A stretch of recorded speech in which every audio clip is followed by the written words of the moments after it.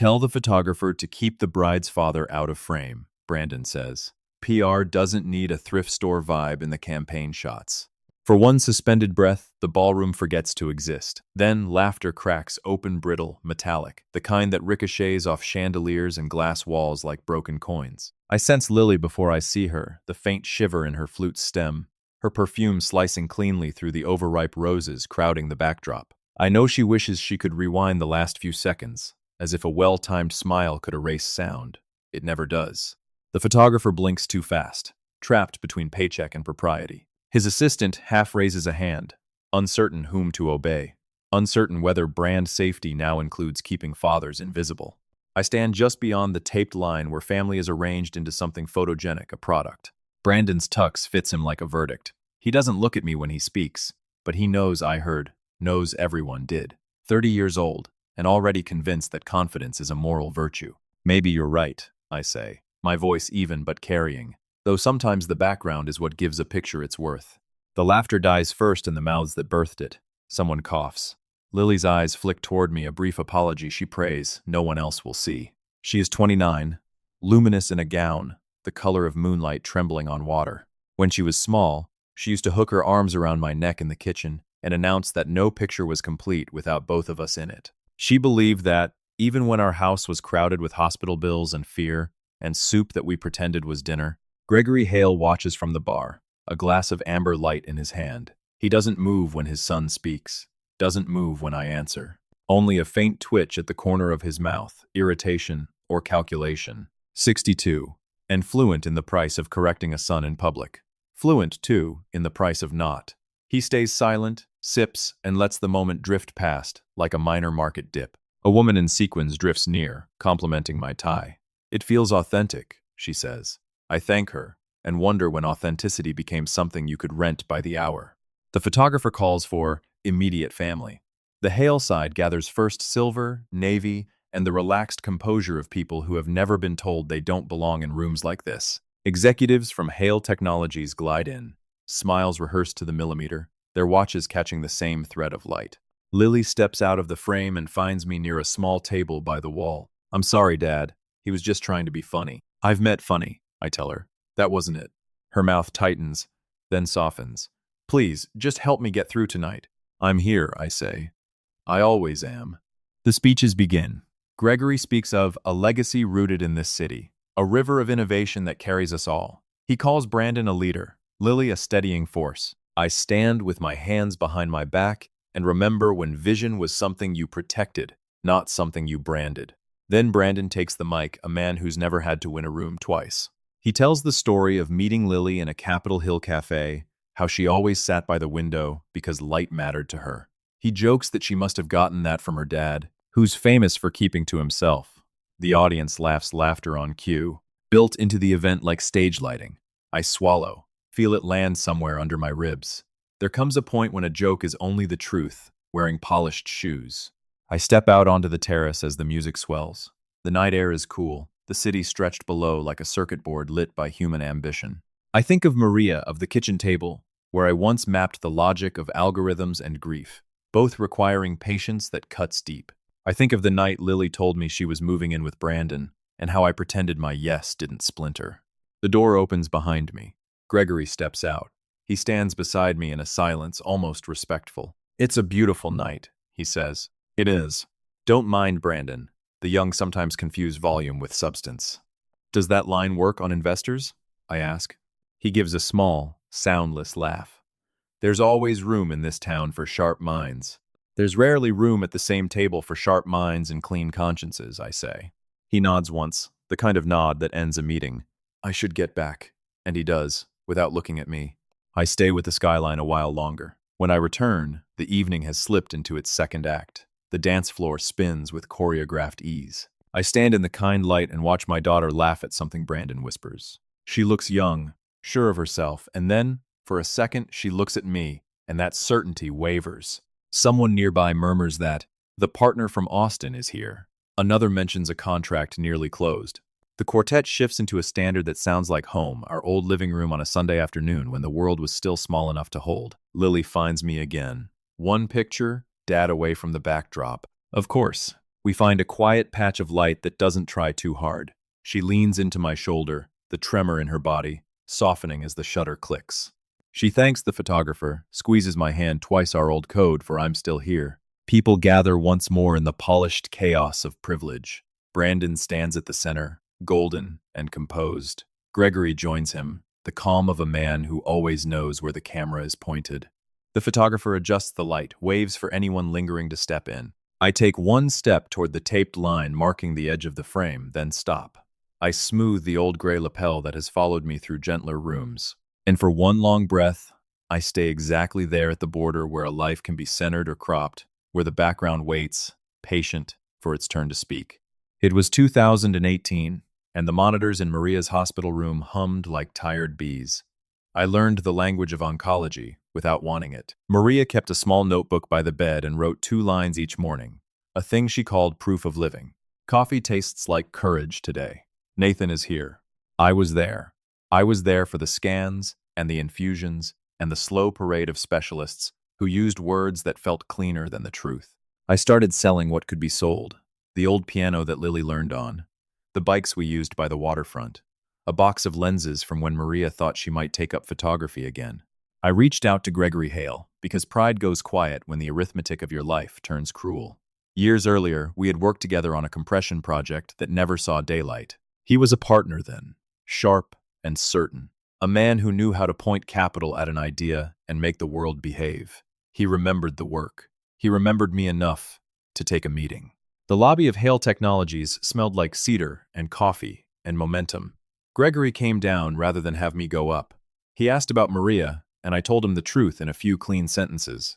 I slid a stack of printouts across the table. NeuraLoop in its first living form, benchmarks from my home lab, early versions of the stream handling. I explained what I had built and what I believed it could become if someone with resources pushed it over the hill. Then he talked numbers. 35,000. He said distressed asset more than once. I looked at the pen in his hand and thought of Maria sleeping with her notebook open to a page that said the tea was too sweet, but you were here. I signed. He shook my hand and said we would take good care of it. I held the check that would buy us weeks, maybe months. I walked out into the glare of a Seattle afternoon and pretended my knees were not shaking. The world contracted to a handful of rooms, and then, when it tried to expand again, it had lost its center. I stopped sleeping the way I used to. Nights became long corridors. I walked without reaching a door. Work called me in for a meeting and thanked me for my years and gave me a packet that translated to you are on your own now. The rent was lower. The air felt less judged.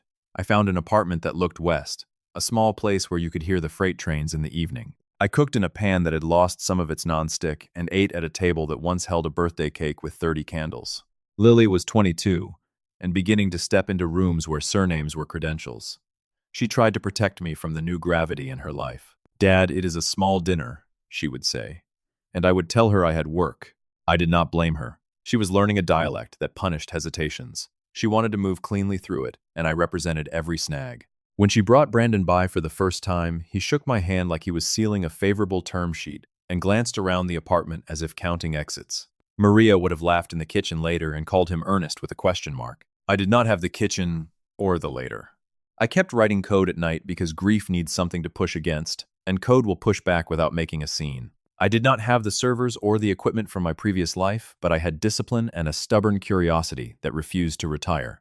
A way to adaptively tune blocks on the fly based on signal context rather than static assumptions. A method for cross-lane hints without choking the pipeline. I wrote to see if it held. Then I wrote more, because it did. I did not tell anyone. Secrets are easier to keep when no one is watching. I kept a spiral notebook where I logged each experiment by hand. Time of day, hardware profile, throughput, power draw. Notes about edge cases that misbehaved like children. The numbers began to draw a shape that looked like promise. I labeled a folder NeuraLoop 2.0 and then changed it to something colder so I would not jinx it. Spring turned to summer. I took long walks by the water when a problem refused to yield. I bought a used bike from a man who called me brother and learned the side streets of Tacoma the way you learn a language by listening. I called Lily every Sunday. Sometimes, she answered. Sometimes she sent a text on Monday morning with a heart and a lightning bolt, as if that could stand in for a voice. One afternoon in late August, a link arrived in my inbox from a former colleague who still passed me scraps of news he thought I might miss. It was a keynote deck from a Hale Technologies developer conference, the kind they stream and then post with a triumphant soundtrack. I clicked and watched a bright young engineer explain a breakthrough in compression efficiency for mobile clients. He used phrases that felt like déjà vu.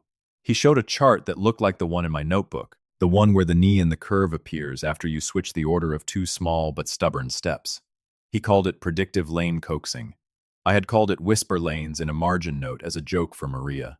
The engineer flipped to a code sample and my breath stopped at a function name that was too odd to be common.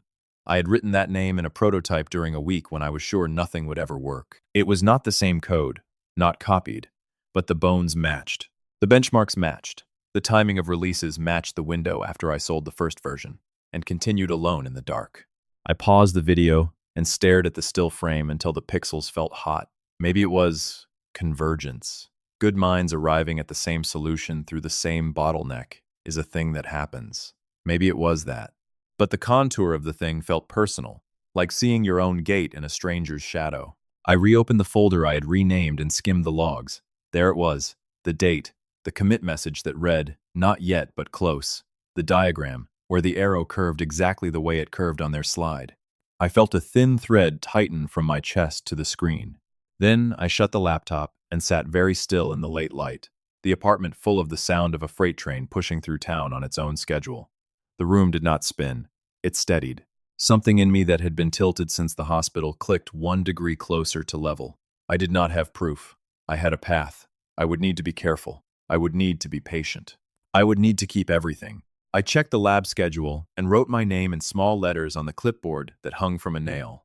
A man in a mariner's cap lifted the sheet like a fragile thing and said he did not think he could learn this. An older woman with a braid down her back said she had lost all her photos to a pop-up and was afraid to touch anything. I told her fear is a common language and we would translate it together.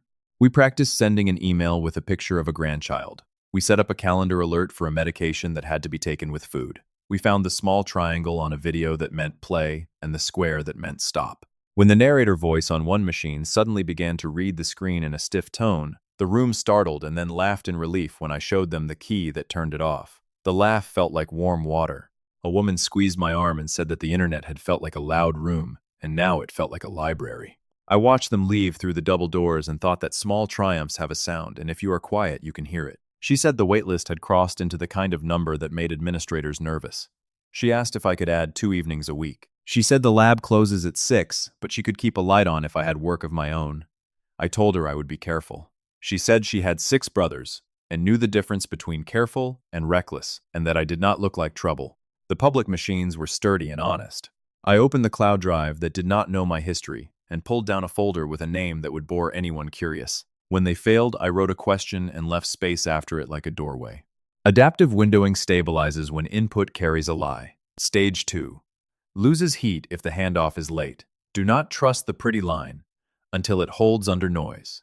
At 8, Sandra brought a chipped mug that said staff and set it by my elbow. She asked if the work was going well.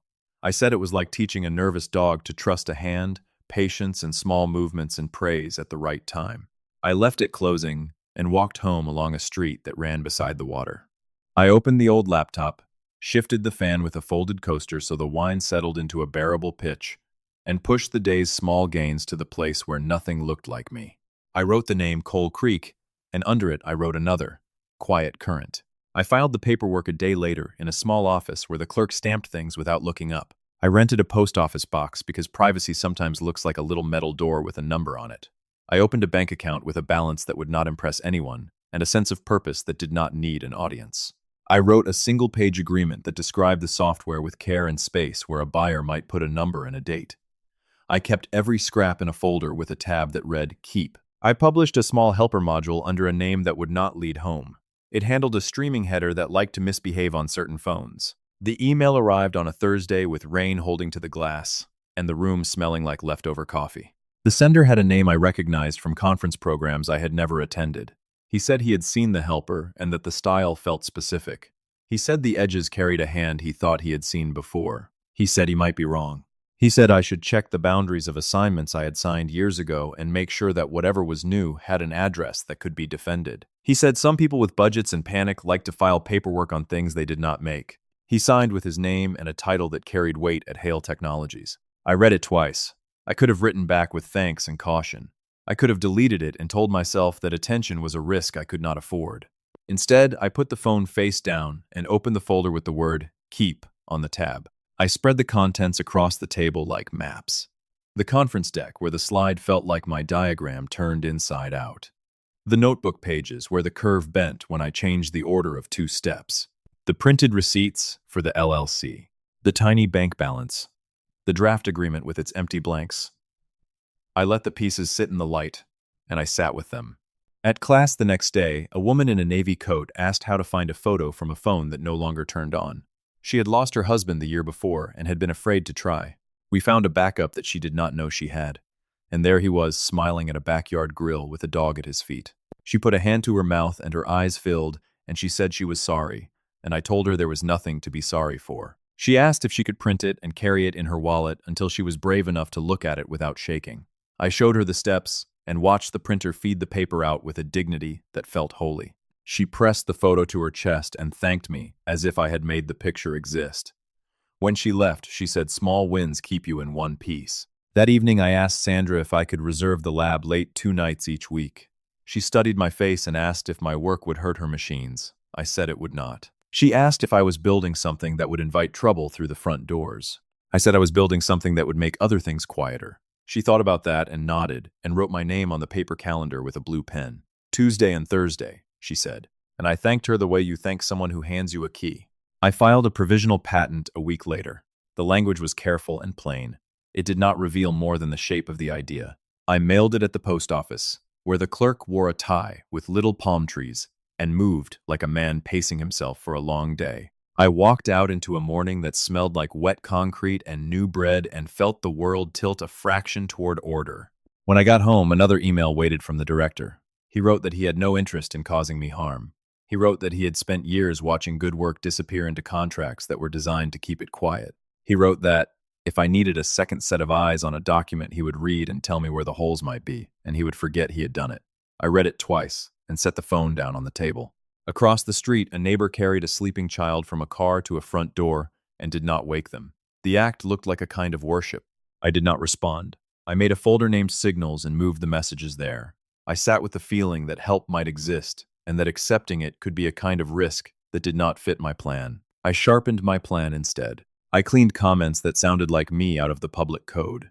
I renamed one function that would have felt like a fingerprint to anyone who had watched me work years ago. I committed clean and pushed. That night, the lab lights rose and settled and the terminals came alive in the order I knew by heart. The fan on my machine lifted and fell with my typing like a steady breath shared by 2 people who trust each other. The numbers shifted into alignment, the way a stubborn cabinet door finally learns its hinge. Outside, the rain found a new rhythm on the glass. I wrote until the screen logged me out and the room went dark at the edges and the book drop clattered and then rested. I packed the notebook and the folder and the small sense that a door had opened someplace I could not yet name. Then I stood in the dim and listened to the building breathe and let the quiet decide the next move with me. He said he would broker a call and that I should expect a request for an NDA so heavy it would bend my inbox. I said yes. My voice came out even. He nodded, like that was the only answer that made sense. I signed and scanned and waited for the next ask. The next ask was a plane ticket, which I declined. I told them I preferred to keep my feet near the water in Tacoma and my head clear of rooms where people perform intelligence for sport. They did not argue. They asked me to walk them through design choices that made no sense on first glance and perfect sense on the 100th. I talked until my throat was dry, and then I listened while they ran shape tests I had not seen and found the same calm bends in the same places. Interviews with people who knew compression the way a surgeon knows tissue. Whiteboard sessions that became text on a shared screen, because I did not have a whiteboard. Late-night runs with devices that overheated or refused, and then learned how to behave. They sent a small team to Seattle once, and we sat in a rented room at a co-working space with a bad view of a beautiful city. On the 3rd day, a woman with a calm voice said it works, and a silence followed that I felt in my chest. On the legal side, they brought in a specialist. Marissa Grant was 58 and had the look of someone who had spent a career reading fine print aloud to people who thought they understood English. She asked for every document I had ever signed with Hale Technologies. She asked for versions and dates and the names of witnesses. She took the old contract apart like a clock and showed me the pieces on the table. This clause says the sale was of a defined set that included only enumerated elements. This clause does not reach future development outside that set. She met with the ventures team and a separate team with more serious titles. She told them she would need a clean entity and a clean chain of title and a way to close that made it hard for anyone to claim surprise. The name felt borrowed, and that was the point. The term sheet came on a Tuesday morning that smelled like wet cedar. I read it twice at my small table. 150 million. There were tranches and taxes and words that described risks I knew by heart. There was a clause that touched the part of me that had stayed small since the hospital room. Founder identity, to be disclosed at a set time, controlled by the buyer, and calibrated for market communications. She said we could ask for a time that meant something to me. I asked for 5 in the evening on April 14, 2025. I said it was the day my daughter would pledge herself to a future that had a last name that once made me feel small. Negotiations lasted weeks and also forever. Lines moved and then held. I asked that a portion of the price be earmarked for educational licenses. That would cost nothing for a program I would design for women who wanted to enter this industry late and did not know where to begin. The ventures team said that was outside of standard practice. The line moved and stayed. I slept better that night than I had in a year. There were days I felt like a fraud. Days I waited for someone to announce that my work was a trick of lighting. On those days, I went to the library and taught a class and watched a grandmother send a photo she thought she had lost. After class, I opened the terminal at the end and ran a test and watched the fan lift and fall like a small promise. He asked once if Maria would have liked him. I said she would have made him eat and then asked questions he would answer without noticing. The last month felt like the slow click of a safe. Security asked questions that felt like riddles. An ethics officer asked about the people I would hire if I ever built a team. I told her I would pick people who listened like workers and treated silence as a teacher. She wrote that down. I was not sure if I had answered a question or confessed a religion. We signed the definitive agreement in March in a conference room in a building with windows that looked toward the sound. I watched my name travel through the document and return changed. Miller Innovations became Cole Innovations LLC, with the swing of a pen that moved across tablets and screens. The wire instructions sat like a dare. Marissa watched me sign and said steady. I was steady. I put the phone face down and looked at the water. There were conditions that kicked in like small gears while we slept. Code in escrow, benchmarks filed, a communication plan with bullet points that I did not have to deliver. It included a line about the founder whose name would be revealed at a time coordinated with other communications. I read it and put it back in the folder. I had a different truth that would not fit in the space allotted. The morning of April 14th arrived with a light rain and a calendar reminder that blinked 5 p.m. in a small square like a lighthouse. I sat at my table with a pen and the closing packet. Marissa called to say the final signatures would be released at 9 and that the wire would hit by noon. I said thank you in a voice that sounded like someone who had learned to hold happiness without breaking it. The wire appeared in my account at 11:38. The number looked absurd and then solemn, like a flag lowered to half-mast for a holiday you could not explain to a child. I checked the escrow confirmation. I signed the last page and sent it back to the team. The city moved as if nothing had changed. A neighbor carried a laundry basket to a coin machine. A bus hissed and knelt for someone with a cane. At 1, I ironed the shirt Lily had insisted I wear. The one she said looked like I had been expecting to be photographed for years. I thought about the way she had pressed her face into my shoulder as a child in rooms full of adults and declared that pictures needed both of us. I thought about the way she looked at me now across rooms where money sat like furniture. I folded the shirt into my bag and checked the time again. There was nothing left to sign. The quiet felt large and kind. Somewhere in Mountain View, a communications person had a finger poised above a button that would turn private into public. Somewhere in Seattle, a ballroom was being staged for a story about a future that had forgotten one of its authors.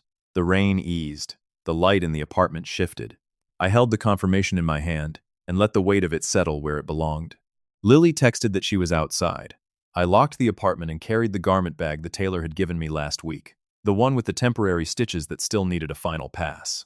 She said final fitting, then flowers, then a stop at the hotel to check the room assignment. She said we would be quick if we did not get sentimental. The shop in Bellevue smelled like cedar and patience. He knew Lily by name. We moved to a small platform with a triptych mirror. He stepped back and let his face settle into something impressed. Lily smiled too quickly and said we were still deciding on accessories. The associate adjusted the sleeve and pinned the cuff with a quick twist of his fingers. He asked me to lift my arms. He smoothed the fabric and said the shoulders were clean, that the waist could come in a whisper. I thought of the way Lily had chosen this tie last week and set it against 3 different shirts until she said, "This one looks like you." I kept still while he circled me with straight pins. Lily stood a few steps back, the notebook pressed to her hip. She said the Hale family would have photographers and partners and board members in the room, and that no one loved a mistake like the internet. She said Brandon had ideas for the campaign shots, and that the firm had a style guide that would keep us in the right lane. I said the tie would do. Lily looked at the mirror and then past the mirror. She wrote something and snapped the notebook closed. He chalked a small mark near the seam and asked me to sit and then stand, testing the line. He asked about shoes, and I said I had a pair that had been resold twice. He said he liked that, and that shoes with memory tell the camera that a person has arrived somewhere on purpose. At the register, he folded the suit into the bag and slid it over the counter like a gift. He thanked Lily by name again and thanked me by sir. On our way out, he said again that the tie was quietly excellent. Lily said thank you without letting the words settle. We sat in the car and let the silence hold for one intersection. Lily adjusted the vent and said she wanted tonight to be perfect. I said, image often reflects what we fear facing. She looked at the road. I said, I was not a test. She kept her eyes on the lane markers and said, yes, but rooms have rules. We merged onto the highway, and the car hummed into a steadier sound. I told her I was there for her. I said I could stand where I was put and breathe. I said love was not worried about camera angles. She blew out a breath and said she knew. She said she did not know how to say what came next without making it worse. I waited. She said she had told Brandon that her dad was not comfortable in those rooms. She said she had said it because she wanted him to understand me, to be kind, to keep the pressure off. She said she had said it, and then watched his face, and seen how the information slid into some box where strategy lives. She said she had not meant it to become a reason to place me at the edge of frames. She said it anyway. I looked at the water and the boat sitting at attention in their slips. I told her thank you for telling me. My voice sounded like someone stepping carefully. I said that language has a way of leaving the mouth and finding a job. I said that people who live by image like to hire language for tasks that are not good for the soul. She said she was sorry. She said she had wanted to protect me, and also herself, and that the two things were braided in a way she could not cut apart. I told her I would be fine. I said I had been in rooms that smelled worse and had survived. I said that tonight I would stand where she needed me, and if some part of the room asked me to be smaller, I would remember Maria and my notebook, and the fact that the world is larger than any lens. Lily choked on a small sound, a laugh or a sob, and then she steadied. We pulled off the highway and into the city. Lily parked in a garage that smelled like rubber and rain. We sat with the engine off for a minute longer than needed. She reached into the back seat and handed me a small box. Inside was a pocket square, the color of a calm sky. She said she thought it might make the tie feel intentional. I said it already was. I folded the square the way Maria had taught me, a clean line that did not try too hard. We walked to the elevator and watched the numbers climb and stop and climb. In the lobby, Lily checked her list and spoke to a coordinator who seemed to glide rather than walk. I watched the mountain we were climbing without gear. On the ride to the hotel where guests would gather, Lily drove with both hands, even though she usually steered with one. She asked me to promise that if Brandon said something careless, I would let it pass. She said sometimes he mistook timing for charm. I said I would not ruin her night. She said it was not mine to ruin. She winced when she heard herself, and then reached for my hand where it rested on my knee. She squeezed twice the way she used to when she was small, and storms scared her. I squeezed back, and the memory softened the edges of the present. We stopped at a light, and the crosswalk filled with people who looked like they trusted traffic to behave. Lily watched them, and said that after tonight, things would be simpler. She said that was probably a lie, and that she hoped it would be a kind one. I looked at her profile and saw Maria there for a second, the same line of concentration near the mouth, the same stubborn tenderness. I thought of 5 o'clock and the message that had said almost time, and how truth sometimes walks into a room dressed like coincidence. The hotel came up on the right, all glass and confidence. Valets in dark suits moved in smooth loops, opening doors and handing out claim tickets like magicians. Lily pulled to the curb and the world brightened by a fraction as if the building had changed the weather. She put the car in park and left it running. She looked at me, and then at the lobby, and then back at me. She said, "We can still turn around if you want." I said I was here. I always was. She nodded, and the nod felt like a truce between what we feared and what we were willing to do anyway. The valet opened her door. She handed me the garment bag, and I stepped out into the curated light. For a breath, we stood beside the car and let the scene build without us. The two of us, a small still point before the room, decided where to place us. A woman in black with a tablet appeared at Lily's elbow and said the coordinator needed her at the floral arch. The ballroom opened to brightness. Tables glowed under low arrangements of white and green. Lily was pulled into a circle of women in satin who kissed her cheek and admired the ring. Brandon stood with two men near the head table and took their backslaps like currency. Place cards called us to our chairs. I found mine 2 seats from Lily, across from a partner whose cufflinks had initials and tiny stones that caught the chandelier. He asked where I worked these days, and I told him the truth in a sentence that felt calm. A bell somewhere hummed us toward attention. Gregory stepped to the stage first. He spoke about legacy and the city and the power of 2 families becoming one. He thanked the staff without looking up. He praised Lily for her steadiness and Brandon for his vision. The room nodded along, happy to be told what it already believed. He raised his glass, and the sound of crystal gave the quartet a rest. Brandon took the microphone. He thanked everyone for making room in their calendars and room in their hearts, and the room obliged with a warm sound. He told the story of seeing Lily in a Capitol Hill coffee shop 2 summers ago, her notebook open and a soft pencil tucked behind her ear. He said she was brilliant and grounded, and kept him honest about what mattered. He said families are systems, and optics can be a real thing, and everyone in the room knows it. He said when 2 worlds meet, there is always a little static, and sometimes there is a feature that does not match the product shot. He said we are all learning, and some of us are still getting comfortable in rooms like this, and that is all right as long as the picture overall is clean. I felt Lily's shoulder blades tense from 2 chairs away. Someone whispered, "Say it," into the mic, and he lifted his glass again, enjoying the way attention felt in his hand. I looked at Lily. Her smile had become a thing she was holding up for someone else. Her eyes flicked to mine and away, fast, as if any contact could spill what she was trying to carry.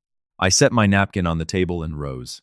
My chair scraped softly, and the quartet paused just long enough for silence to become a living animal. I kept my voice even and let it travel far enough to find the corners. I hope you learn real value before you lose what you cannot buy back. Gregory's jaw found a new angle. Someone coughed and then decided not to. The phones did not drop. Some of them lifted higher. I let the silence walk a few more feet.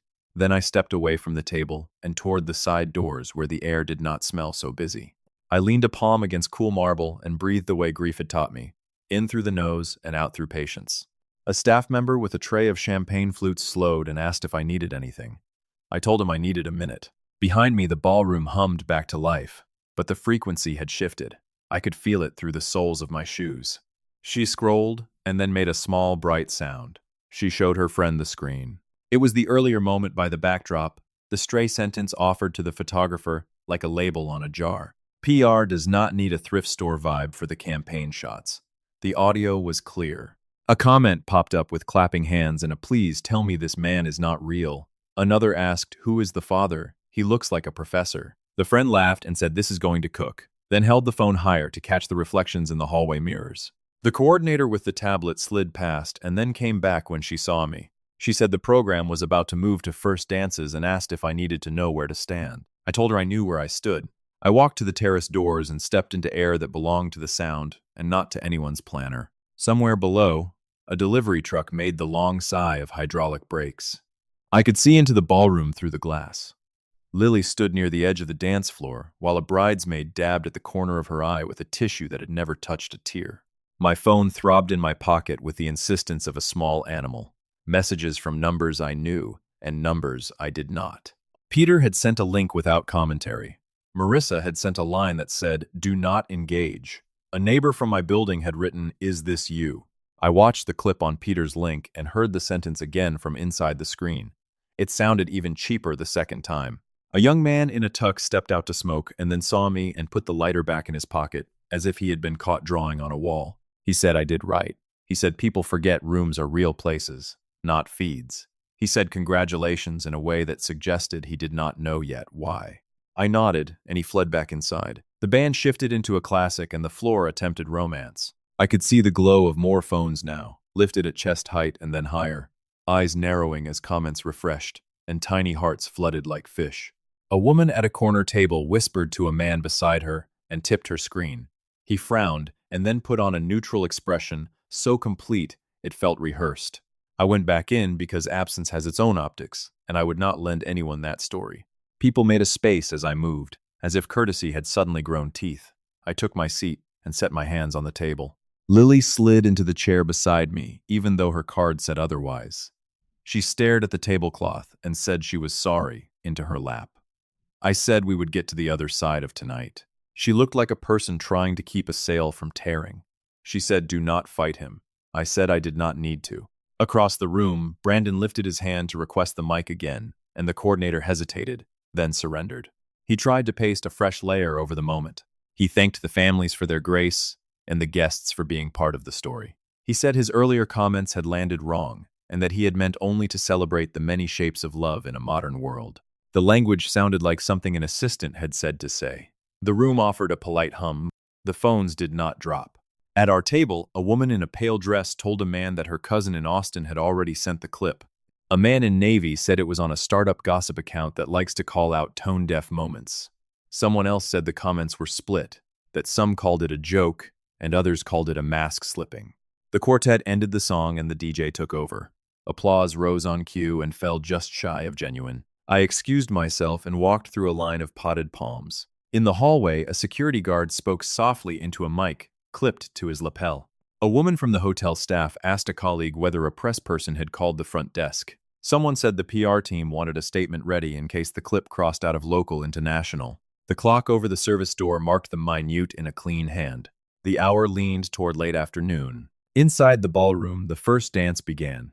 Lily's dress swinging in a small circle of safety, while 100 eyes and 30 cameras tried to own the moment. I stood near the door with one palm on the cool frame, and let the noise thin until I could hear the faint hiss of the vents. The song ended, and the applause rose and fell, and rose again for the next pair. I stayed where the light from the corridor met the noise from the room, and waited for the sound that would matter more than any of this. The minute hand moved a little farther. The building seemed to take a breath and hold it. First, the light shifted, and then every phone in the room buzzed in a shared tremor. A young man at a table near the stage lifted his screen so high it caught chandelier light. Tech Today confirms Google DeepMind acquires NeuraLoop from Hale Innovations for $150 million. Lily's phone lit blue against her dress. She looked down and then up and found me. Her mouth formed the shape of my name without sound. He stepped a few feet into the room, and someone with a headset checked his name on a list, and then checked it again. Gregory was the last to look. He lifted it with 2 fingers and read with his chin set. He tapped the link, and the press release opened on his screen. He scrolled once and stopped. Hale Innovations, LLC. Founder to be revealed at 5 Pacific. I saw the memory arrive in his face. He had believed the story would stay told. He had believed this chapter would never ask for a revision. A partner in a Navy dress said, "Is that the bride's father?" And the man beside her said it cannot be. A junior investor at the end of the head table whispered, "I think it is," and looked at me with a new kind of arithmetic. Brandon reached for Lily's elbow, and she did not move. He said something to her that tried to sound like care. Her face did a small tightening, and then smoothed. He lifted his glass as if he might pour charm onto the table and make it shine. The sentence on his lips did not find the light. Phones were taking it from him. Peter stepped closer and asked if I wanted him to tell the coordinator or if I would. I told him this room already knows. He nodded once and said, "For the record, I can confirm." He spoke in the voice professionals use when the truth has arrived and only needs a clear path. He said that the founder of Hale Innovations is present. He did not say my name until a face he knew from Tech Today appeared at his shoulder and asked twice. Then he said Nathan Cole, and he said it the way people say a name that has waited too long to be said. The effect was not loud. It was a settling. Chairs did not scrape. People did not gasp. They recalculated. The sound of it was paper being turned purposefully. The couple at my table, who had been discussing a second home in Sun Valley, stopped mid-sentence. The partner with the stone cufflinks looked at my hands as if checking whether I had always had these hands. A woman with a portfolio of polite smiles brought me another glass of water with her eyes turned serious. Gregory stood. He had not been planning to stand. He did it with the ease of practice anyway. He said he needed a moment, and the stage appeared for him, because the stage always appears for men like him. He did not take a mic. He did not have to. He walked to my side of the room and stopped 2 chairs away and looked at me the way a man looks at a piece of machinery he once sold at a discount because he thought the market would never want it. "I only finished what you once told me was worth nothing," I said, the words flat and respectful, the way a tool lies flat on a bench. Conversation around us lost balance, and then found a new place to stand. Gregory's eyes narrowed for a fraction, not with anger, but with recognition.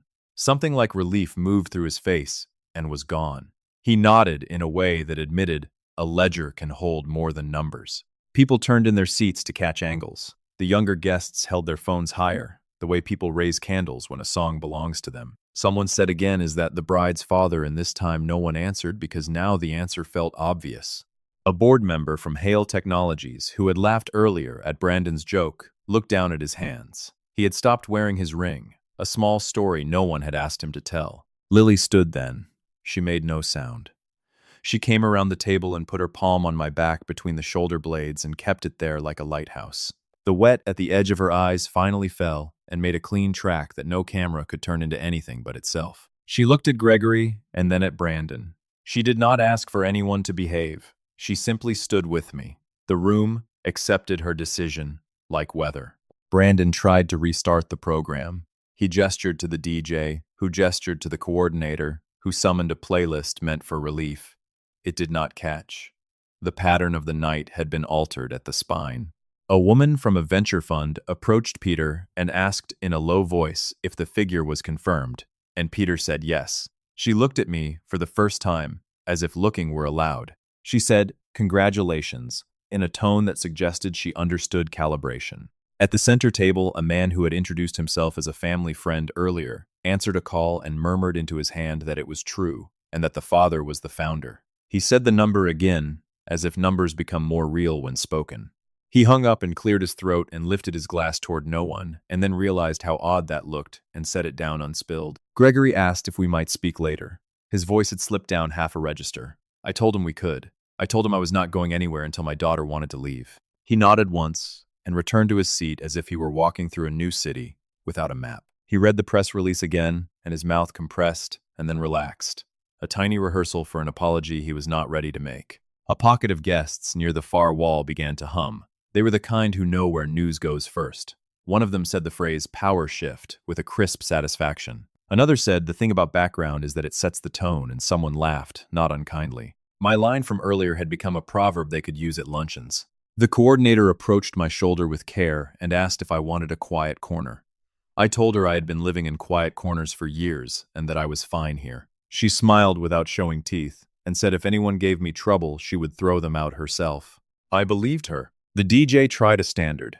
The couples obliged. The room moved as if it were reminding itself it could. Conversations tilted and reset. The people who mattered most in the room started deciding how to remember this moment in a way that helped them later. Some would say they had known. Some would say they had suspected as soon as I walked in. Some would say nothing, and let the new alignment place them where it needed to. Peter stepped close enough that only I could hear. He said, "You okay?" I said, "Yes." He said, "I think your line will be the one they print." I said, "Let them print what they can carry." He nodded and drifted to a corner where he could watch without getting pulled. Lily squeezed my hand twice, our old code from scary nights. She whispered that she was proud of me. I felt the words move through my chest and settle where breath belongs. Brandon stood a few feet away and tried to find a place for his hands. He had always known where to put them before. Now they kept landing nowhere. A server set a dessert in front of me that looked elaborate and tasted like sugar that had worked too hard. The room stopped craning and began to look forward again because rooms must. The clip-on phones continued to climb, but it had already done its job here.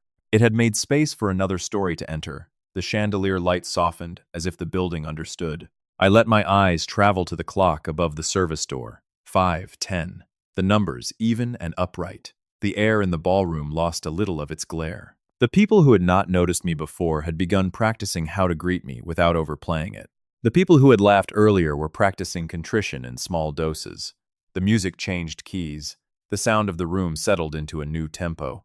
I sat with my daughter beside me and the truth out where it could breathe, and waited to see who would be the first to say my name aloud and mean it. Gregory stood.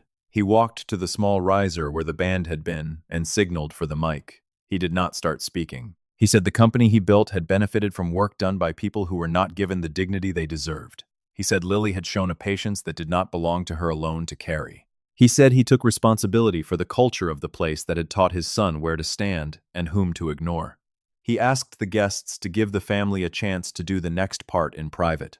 He promised the company would commission an independent review and publish what it found. The room went quiet. Brandon had his head down. Lily pressed her fingers to the corner of her eye, and the mascara held even as the tears did not. Gregory looked at me then. I stood. I said, I acknowledge. The rest is for justice to handle. The quartet began to play again as if to give the room a way to move, and people obeyed. But phones were keeping their own schedule. A guest near the donors' table was already watching the clip of Gregory's apology on a local station's live stream. The chyron at the bottom of her screen married words that rarely meet at a party. CEO apologizes publicly. Founder confirmed. Peter came to my shoulder and asked softly if I needed air. I told him I was fine here. Brandon drifted away again. Gregory stayed where he was and listened to the last notes of the song with his glasses still on the piano. The program resumed. A man from a partner firm thanked the hosts for a beautiful evening and for their integrity in unexpected moments. The words landed without bruising anything. People began to stand and move toward the bar and toward small clusters where they could recalibrate their stories. Some stopped to touch my forearm with a new respect that had not existed an hour before. Some made a small bow with their head, as if entering a chapel. Lily looped her arm through mine and rested her head briefly on my shoulder. She did not need to say anything. She stood with me and let the room pass by. When she lifted her head, her face had that raw clarity that comes after tears. The coordinator asked for a few minutes of attention and introduced a short video message from relatives who could not be present. Smiles returned to faces, thin at first and then real. Children on the screen yelled, "Congratulations," in living rooms that looked like houses where rent is paid on time by people who do not post about it. I stepped to the terrace for air. The sky had leaned into a clean blue, and the city was cutting itself into evening. My phone buzzed with a message from Marissa that said simply, "I saw it. Good." Then another from Peter with a link to a clip already framed by a national anchor. They had taken the part where Gregory removed his glasses and the part where I answered. The anchor said words like accountability and culture and repair. There was a still of me where my tie sat quietly against the shirt Lily had chosen, and for a second I saw it as a stranger might, and felt the oddness of becoming an image that people would decide things about. In the lounge off the lobby, a television hung silent above a shelf of heavy art books. Someone had turned on captions. The nightly news opened with a wide shot of the hotel and a line that mentioned the company by name. They played the apology with B-roll of Hale headquarters and its glass and steel confidence. On the side of the screen, the words, "Market Reaction, Tomorrow" scrolled by. Back in the ballroom, Gregory found a microphone again. He did not speak for long. He said that a room like this can teach a person what it wants in an instant, and that he was listening. He said he would step away from the program and let the night belong to the young. He put the mic down and walked to Lily and told her something that made her look up with a search in her eyes. He turned to me and gave a small incline of his head. Brandon stayed in motion, but it had a new quality. He shook hands with men who were now careful to look away too quickly. The night leaned toward late. People who had planned to leave early stayed. People who had planned to stay all night left to make calls. A woman from a fund in San Francisco asked Peter in a low voice if the number could be verified twice, and he said it could. My phone buzzed again. A financial site had pushed an alert. Futures soft for Hale Technologies as news circulates of apology. I read the line and let it pass through me without heat. Numbers would fall, or not. A company would respond or not. None of that changed the shape of the truth. The truth had air now. When the band packed their instruments, the DJ took over with a track that felt like a bridge. I stood at the edge with Lily and watched light move across faces. She smiled and mouthed something to me that I could not hear and did not need to hear. As the night ended in small, polite waves, the apology began to replicate itself. The hotel lobby screen showed it again, now with a caption that named me and named the purchase price. Outside on the drive, a rideshare driver watched on his phone and shook his head and said to no one that people with money forget their manners. The city had caught the story and was fitting it to its patience. I walked to the curb and let the cool air sit on my skin. Somewhere upstairs, Lily was changing shoes, to walk without thinking. Gregory stood a few steps away, speaking into his phone in a voice that had lost some of its armor. Peter sent me one last message. It was a link to the national broadcast scheduled for 10. I wrote back with a single word: seen. On the ride home later, the radio carried the top of the hour news. They played 15 seconds of Gregory and 9 seconds of me. The anchor said the market would open at 9:30 Eastern and that analysts expected a reaction. In the morning, I checked a small ticker in the corner of a financial site. The number had stepped down like a person acknowledging a mistake. I closed the page and set the phone face down on the table and listened to the apartment breathe. I poured water into a glass and drank until the glass was empty. I looked at Maria's notebook on the shelf and opened it to a page where the ink had faded only a little. I put the book back and stood by the window until the horizon let go of the night. The apology would live in clips and headlines and charts. What mattered had already happened. The truth had stepped into the room and stayed. Marissa called before the sun cleared the lip of the bay and said we would move on 2 tracks. The first would be ownership and use. The second would be reputation. I pulled the folder from the shelf and spread the pieces on my small table. Benchmarks, logs, the email from the director who had warned me to mark my borders. Marissa asked for copies and then asked for originals. She asked for dates written next to every line that mattered and for my memory where the paper ended. By afternoon, her demand letter went out on her letterhead. It named the company cleanly and described conduct that had lived in meetings and emails and code commits. It offered 10 business days to respond with terms that did not insult what had been done. She filed the complaint the same day in federal court downtown. The clerk stamped it and slid it back without looking up. She told me not to carry anger into that building when the time came. I said I understood. I meant it. While we waited for the response, the internet did what it always does. It took the story and dressed it in its favorite clothes. Headlines traveled from local to national, passing through the hands of people who still know how to call a source and ask a clear question. The second wave focused on work, the kind made in quiet that changes the daily life of strangers. That evening, the other track arrived. Brandon posted a late-night message on a platform that exists for people who think out loud with their thumbs. He dismissed the news and called me a broke guy, pretending to be a genius. Marissa saw the post before I did. Her message landed with the precision of a tuned instrument. She had already drafted a defamation complaint that lived separate from the other suit. She asked if I wanted to add a personal statement. I said no. I asked her to do the speaking with the same voice she always used. By the next morning, the business press had joined the pile. Analysts wrote notes about risk and governance. The clip ran beside a photo of the glass tower with the logo that had once felt like a fact of nature. Midday, Gregory released a statement. It was 3 paragraphs of sentences that had been massaged until they had no tendons. He said he would step back from day-to-day operations while the board commissioned an independent review. He said the company would cooperate fully with whatever process was required. By the closing bell, the stock had slid more than comfort would like. A few hours later, another notice arrived for the wires. The board had suspended Brandon from his duties without a calendar attached. The phrase used was indefinite. I set the phone down and stood at the sink while the water ran and turned cold. Reporters called with voices that tried to hide caffeine. I let Peter handle most of them. When he did pass a call through, I kept my answers short. I said the work stood up. I said the paper told its story. I said, kindness takes longer but lasts, and then I apologized for saying something that sounded like a bumper sticker. At the library, my class filled with faces I knew and faces I did not. I told him news is just a camera showing the same room from a new corner. We walked through setting up a photo backup on a new phone, and he wrote every step in neat cursive in a small notebook that had once been used for grocery lists. Marissa kept a clean drumbeat. She sent me copies of responses and moved dates and instructions for mornings when I would need to be in a room with fluorescent lights and no windows. She asked me to keep every message, even kindness.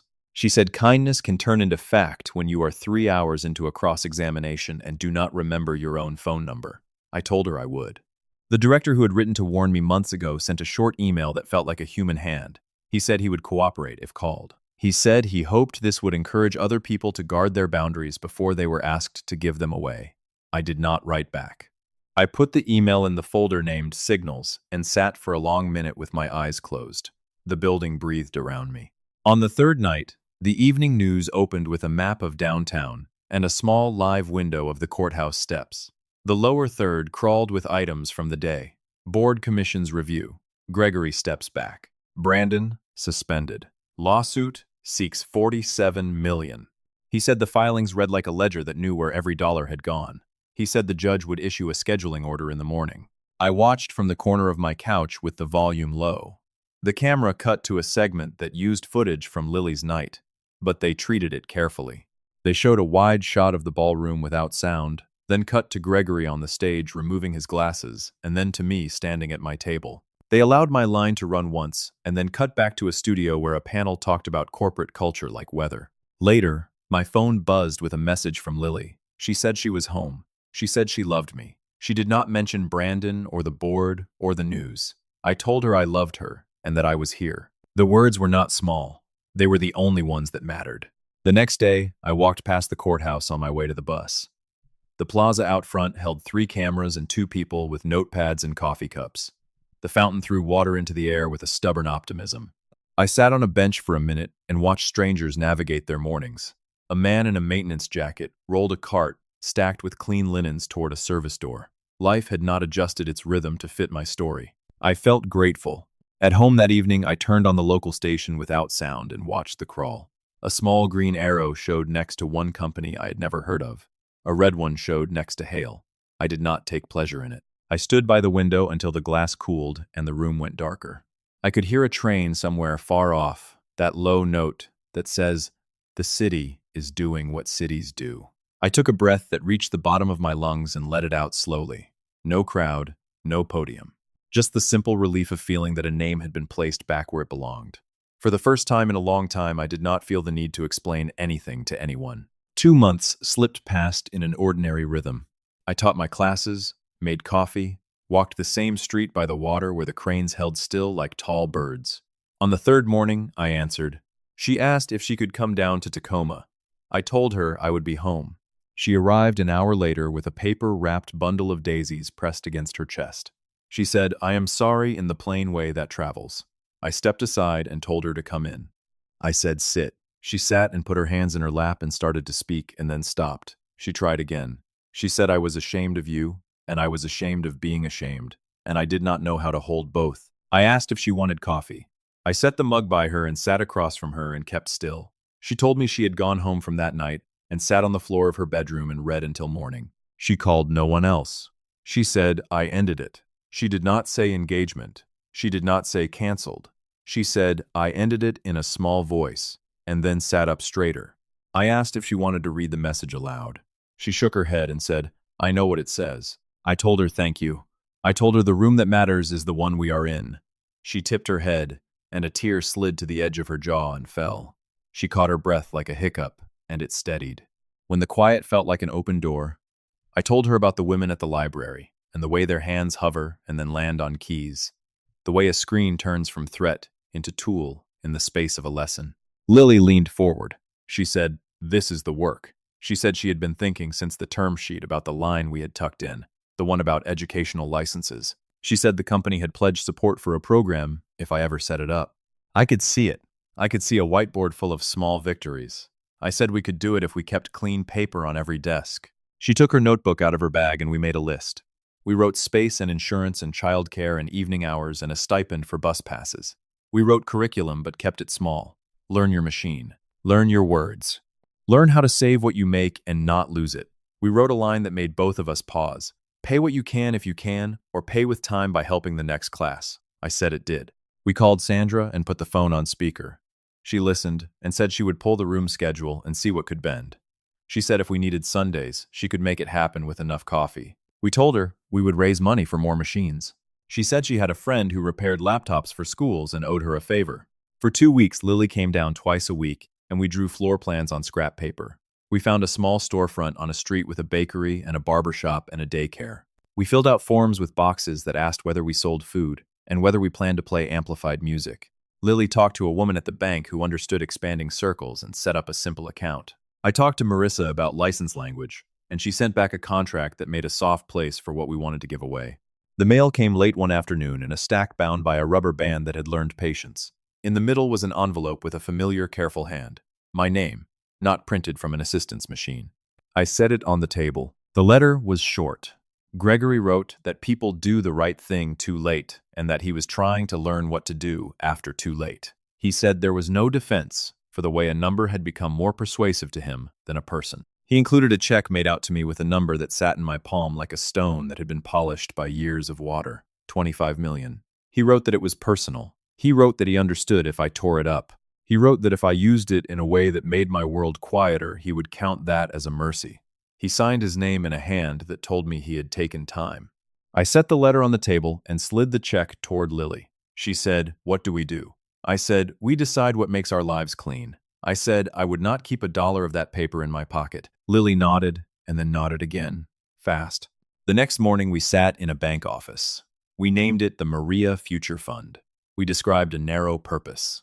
Grants for women over 40 learning skills that let them make a living in a world that insists it is too late.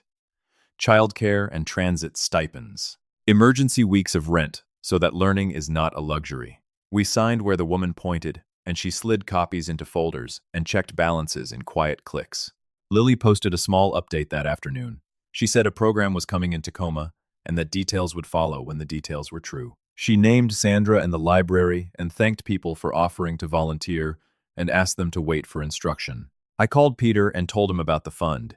He said he would write a short piece and that he would keep the focus on the program. He said he had talked enough about me for a lifetime and wanted to talk about the room where a woman learns to keep what she makes. I told him that was the only room worth a headline. In the evenings, Lily and I built a curriculum on my kitchen table.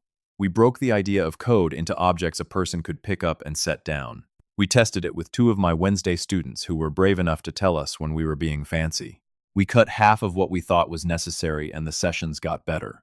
We wrote a second-day script that began with remembering that yesterday went fine. On the day we signed the lease for the storefront, the landlord slid the keys across his desk with the weary smile of a man who had watched businesses try and fail and try again. Lily took a photo of me holding the keys in a hand that did not shake and then put the phone away without posting it. She said, "Not yet." She said some moments are better left to get stronger. At home that night, I stood by the window with the city dimming into its evening self. The daisies Lily had brought were still open on the table, the edges curling a little like aging photographs. I thought of Maria at the kitchen table years ago writing 2 lines to prove a day had happened. I wrote my own lines in the notebook I keep for small things that hold more weight than they look like. Today, Lily came home. Today, we began something that could carry other people. The apartment settled. Somewhere a neighbor laughed in a kitchen, and a pan hit a stove with a firm sound. I felt tired in a way that promised sleep. The keys to the storefront sat next to the folder with the fund documents. The room felt correctly arranged. Not perfect, not earned beyond what we had done. Simply true. I turned off the light and let the quiet hold where words had been. Quiet current found its rhythm. 2 cohorts every 8 weeks. Tuesdays and Thursdays at the library. Saturdays at the storefront, with the lights warm and the blinds half open, so the block could see it belonged to them. Lily carried a clipboard and a calm that warmed a room faster than heaters. We measured wins in printed photos, first paychecks, and email subject lines that said, "I did it," and meant a dozen different things. Deadlines, a hearing date, a ruling in our favor on a motion that wanted to narrow the case, and did not. I kept my hands out of the machinery. I taught an extra class on file organization and wrote a new page for the curriculum called "Keep Your Work Where the World Cannot Lose It." The women in the room nodded in a way I recognized. The nod of people who have had too many things walk off without a receipt. Hale Technologies slid and kept sliding. 70% by the time the mountaineering was done, a number that looks like gravity remembered itself. They cut costs and then cut again. The company sold its artificial intelligence division to Google at a price commentators called disciplined and my gut called surrender. Gregory retreated from every board seat he had collected over a career. He did not call me. I did not expect him to. A card arrived at the storefront addressed to the program, not to me. It said he hoped the work would outlive all of us and enclosed a check made to the fund for a number that did not ask to be admired. I endorsed it and did not tell anyone outside the room. Brandon tried to outpace the wind. He met with firms and was told they were not hiring at this time. He sent messages to friends and got responses that read like weather reports. A recruiter I know from years ago called to ask if I would object to his name landing at a small group down in Texas. I said, I do not get to decide who a person becomes. Months later, a friend sent a photo of a man who looked like him walking out of a co-working space in Austin, carrying a cardboard box that did not look heavy. The picture did not live in a story. It lived in a phone. Peter called it the father they tried to crop and the rain that kept the score. He told the story backward and forward without perfume. He wrote about code with a human voice and about grief without letting the reader off easy. A woman from my first Wednesday class wrote that the part about small wins made her cry at her kitchen table. Peter ignored the first 3 television spots and did one radio conversation where he sounded like a man who had slept 4 hours and meant every word. The celebration looked like a circle of chairs and a session where graduates taught new students what they had learned in the language they had needed. A grandmother showed how to recover a file with the confidence of a surgeon. A woman who had fled a marriage explained two-factor, as if she were explaining a front door. When the hour ended, they stood in a knot near the exit and made plans to meet for coffee. Lily wrote names down and drew arrows between them. I watched and felt something unclench in the part of me that had held onto a kitchen table in a hospital room and begged a day to be kinder. I read it twice. Keynote slot on a Saturday. Theme listed in 3 words that managed to be both broad and right. Courage, repair, belonging. I waited a day, then said yes. I did not tell Lily until we were sweeping the storefront floor at closing. She leaned on the broom and grinned at me like a kid. I wrote the talk with a pencil and a stack of recycled paper. The first draft read like a deposition. The second read like a weather report. I threw both away. On the third try, I wrote it as if I were speaking to one person who had come alone and sat in the back and needed to feel less alone when she left. I told the story without the parts that were not mine. I left out numbers except where they taught something bigger. I put in the library, and the night the director sent the email that changed my posture, and Maria's small notebook with the 2 lines each morning. Proof of living. I wrote my last line and read it aloud to the empty room, and felt my throat build a new shape for it. The hall that day had the hum of a gym before a game. Vendor tables lined the back wall with tote bags that promised inspiration. Lily stood in the wings with a clipboard she did not need, and the patience of someone who knows sound checks are the last real test. When they called my name, I walked out, and the room felt larger than most rooms I had known and kinder. I spoke the way you speak to someone on a porch after a hard day. I talked about building something without applause, and how the body learns to breathe even when it thinks air is rationed. I said work is not a medal. It is a way to keep a promise to yourself. At the end, I said the line I had carried in my chest like a coin you rub for luck. Justice is how we remember who we are. I let it sit in the light, and then I stepped back, because the sentence did not need me standing in front of it.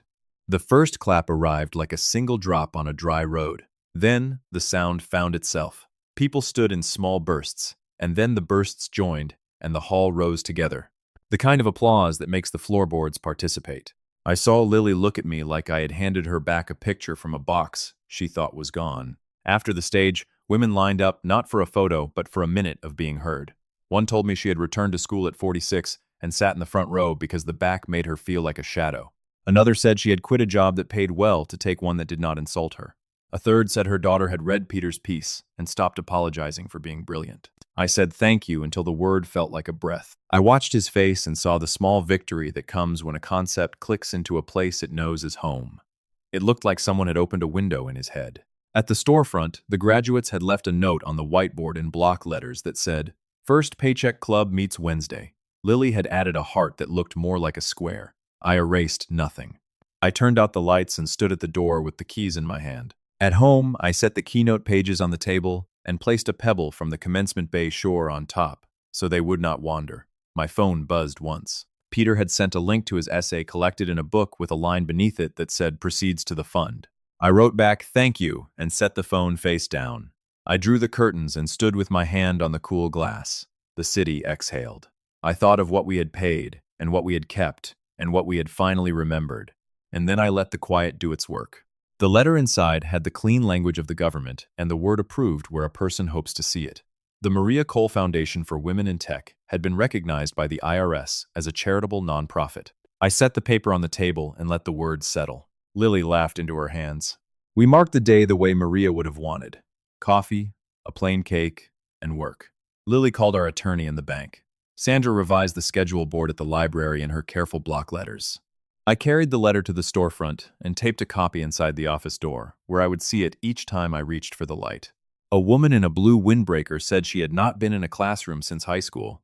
A nurse on night shifts rubbed her eyes and said she was rusty. A grandmother traced the edge of the desk and said she wanted to stop being afraid of the wrong click. We started with ordinary things, naming a file so you can find it again. saving twice, backing up to some place that is not the same machine. Fingers hovered, landed, backed away, and returned. I kept my voice low. I said we will never move faster than your hands can learn. We practiced making a folder and putting one photo inside it and finding it again. When the file appeared where it belonged, a small sound broke from the row, like something uncurling. Full house again, she said, and the waiting list is longer than the hallway. I told her we were opening a Sunday block next month. Tuesday evenings for beginners. Thursday afternoons for a small group who wanted to move from fear to fluency. Saturdays for graduates to return and teach. Lily stood in the doorway each hour as people left and said, "See you soon," in a voice that made it a fact. We wrote small checks that kept lights on and rent paid, while a woman learned how to build a website for a neighborhood business. We paid a local teenager to sit with children in the story room and read until their mothers finished a lesson. The only record we kept with names was a ledger and the 2 lines each participant wrote on a note card at the end of the week. Proof of living, Maria had called it. Today I sent my first email that mattered. Today I made something and saved it with my own hands. Each woman said one thing she had learned and one thing she still wanted to learn. A woman with silver hair said she had learned that fear is not a tool. A woman who had raised 4 children said she still wanted to learn to stop apologizing before she pressed enter. We laughed, and then the room went quiet the way it does when truth arrives without announcement. I would sit on a bench and watch ferries move in slow, sure lines. Glass towers and sleeping bags under overpasses. Fresh paint and old scars. I kept my hands in my pockets and let the wind speak a language I did not need to translate. On one of those afternoons, Lily joined me. She had an hour between meetings and carried a clipboard covered in notes. She sat and leaned her head on my shoulder the way she had when she was small and tired after swimming lessons. She said the fund could sponsor a few more laptops if we were careful. She asked if I wanted to teach the next advanced class. I told her I preferred the first day room. The lawsuits faded into the background hum of the city, and then into the kind of quiet that means they found their endings in rooms where wood smells like polish. Marissa sent a final note with a line that read, "Resolved with prejudice," and a second line that read, "Be well." I wrote, "Thank you," and closed the file. In the fall, the foundation received its first large outside gift from a woman who had taken our Saturday class, and now ran a small team that needed what she had learned to hire and keep other women. She visited the storefront and set her checkbook on the table like it was a plain tool. Keep the door open later on Thursdays so mothers who work shifts can make it. We said yes and meant it. I kept teaching the lab at the library with the same 2 sentences at the start. We will go slow. We will leave fear at the door. On one rainy night, a student brought me a photo of her holding a certificate from a city course she had finished, because the computer had stopped feeling like something that belonged to someone else. She set the paper on my desk, the way people set down a newborn. She said, "I wanted you to see this with your own eyes." I held the paper and told her I was proud of her, and the word did not feel small. Sometimes a reporter would ask for a comment about Hale, and I would say there was nothing left to say. Sometimes a friend would send me a link to a panel where people discussed innovation as if it were a product that could be purchased, and I would turn off the sound and watch the panelists move their hands and feel my pulse slow. On Sundays, I sit by the window and write 2 lines. Today, the class learned that saving is a kindness to your future self. Today, Lily laughed so hard at a bug in a lesson that the whole room laughed with her, and the bug sat down and behaved. Toward the end of the year, we held an open house at the storefront. The door stood open, and the block came in. The barber brought coffee in paper cups. Lily thanked the neighbors for sharing parking spaces and patience. I stood near the back and listened. The sound of people who belong in a room cannot be faked. When the day wound down, I walked to the water and watched the light slip across the bay. I thought about winning, and how people use the word like it requires someone else to lose. The truth is that the best kind of victory has nothing to do with a scoreboard. It has to do with remembering the shape of your own name. The sound of your own breath, the way your hands feel when they build something that does not need permission. If you have ever been made small in a loud room, let the quiet keep you. If you have ever been told to stand at the edge of the frame, step forward when you are ready and let the light find you. If this story gave you a place to stand, like it so it stays with you. Share it with one person who needs a hand on their shoulder. Subscribe to the small reminders that keep courage near. Evening leaned over Elliott Bay and the ferries kept their lines. I stood with my hands in my pockets and felt the city breathe. Somewhere a room filled with beginners lifted their eyes to a screen and did not flinch. I turned toward home, the day behind me complete, the work ahead of me clear, and the quiet exactly where it belonged.